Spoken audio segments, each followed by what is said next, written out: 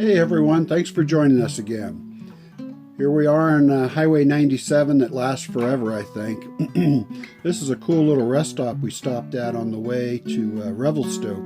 And I had to stop and take some pictures of it because I've never quite seen a rest stop like this with a visitor center, a gift store, and it's just really cool. This location is also the last Spike location, going from ocean to ocean for the Canadian Pacific, and that was completed in 1885.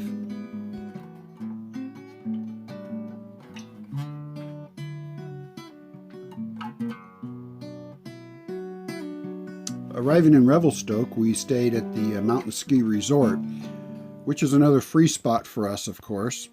The town is really pretty. It's just this old-style town, quite small, which supports skiing and tourism. Now, how cool is this? Kind of made a funny face. Let's try that again. You or me? Me. How cool is this? Pretty cool. Pretty cool.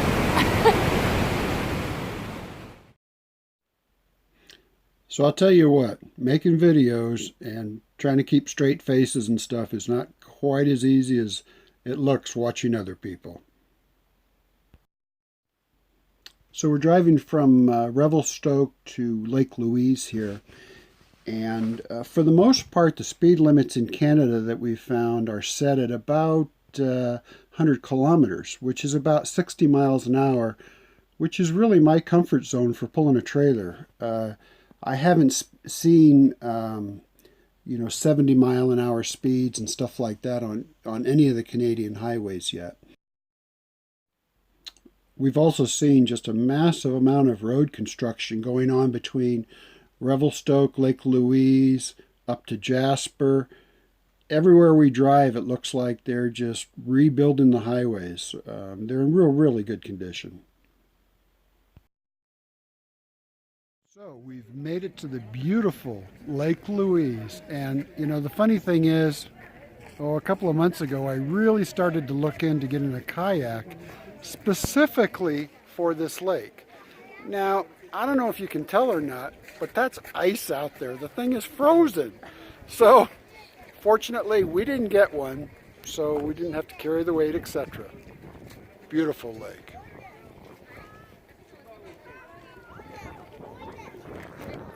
And we've pretty much beat the crowds. It's 2:30 or so. We drove right up into the parking lot, parked without any big hassle at all.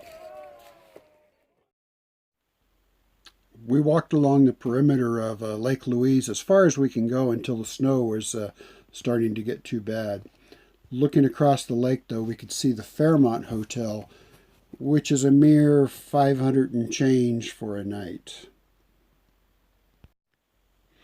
The weather wasn't the greatest while we were in Lake Louise, as you can tell from some of the photos there. So we decided to take a drive down Highway 1A. We saw a couple of moose on the way, a bear, and of course I had to spot some trains on the way also. Banff is yet another little tourist town that supports skiing and such. Of course, we had to try some of the local cuisines, along with some hot chocolate and peppermint schnapps because we were quite cold at the time. While we're hiking up to the top of Tunnel Mountain, which overlooks all of Banff, this elk here was not budging from the trail, and it was clear that you'd better go around him because he was going to stomp you.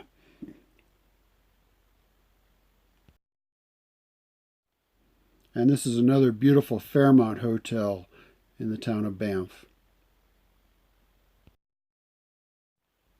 On the drive back to Lake Louise, where our trailer is, we noticed these overpasses, but the overpasses are built specifically for animals to cross back and forth.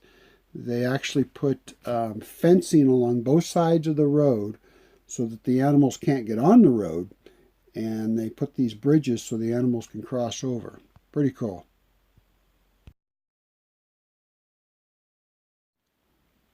As we were leaving Lake Louise, The sun came out in all of its glory and, lit up all the mountains. Really pretty, of course. But our decisions were kind of made for us, and we were on the road. We saw some more bears on the way. So between Lake Louise and Jasper is the Icefields Parkway. And this goes through some very stunning areas. So we stopped at the Athabasca Glacier, which is pretty cool. And as it turns out, we caught a landslide. We had just parked the truck and hopped out. And we heard the rumbling and looked up, and there it was, a landslide right in process.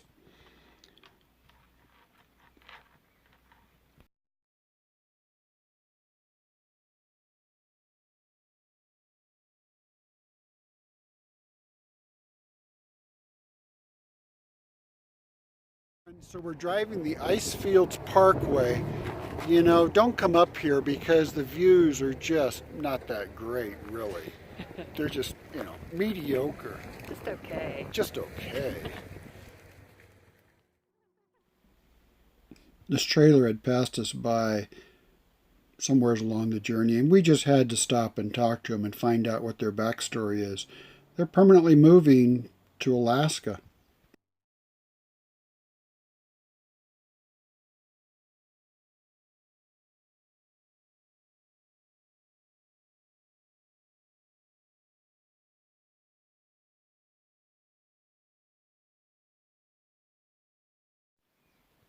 So we arrived in this little town called Jasper. The size of the town is set by the National Parks Department, and the only way to live in town is either to work for the Parks Department or to own a business in town. And then if you get old and you want to retire, you have to have worked in one of those two areas for at least 5 years, and then they'll let you stay in town. Otherwise, they kick you out. We did one hike there, which isn't very long, but beautiful. It goes to the Valley of Five Lakes. It's a series of 5 lakes, and there are these emerald green pools of water. Really quite stunning. You'll notice in some of the photos, especially in this area, where the trees all have a reddish hue to them.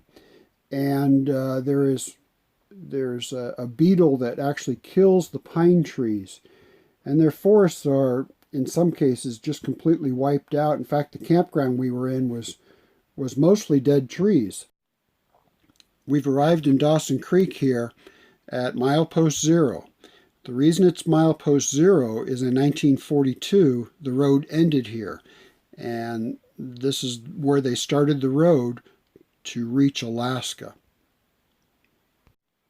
The primary purpose of the road was to get troops and supplies into the Alaskan area.